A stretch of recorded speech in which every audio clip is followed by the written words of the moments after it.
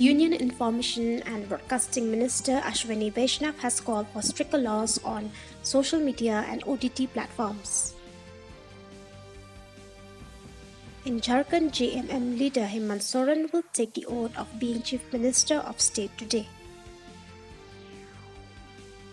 India Meteorological Department has said that deep depression over Southwest Bay of Bengal will intensify into cyclonic storm Bengal during next 12 hours.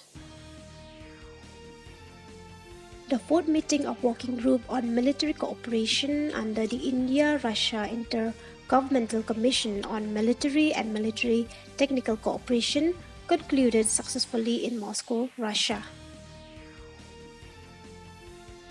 The 11th edition of India Coast Guard's National Maritime Search and Rescue Exercise and Workshop will be held in Kochi, Kerala today.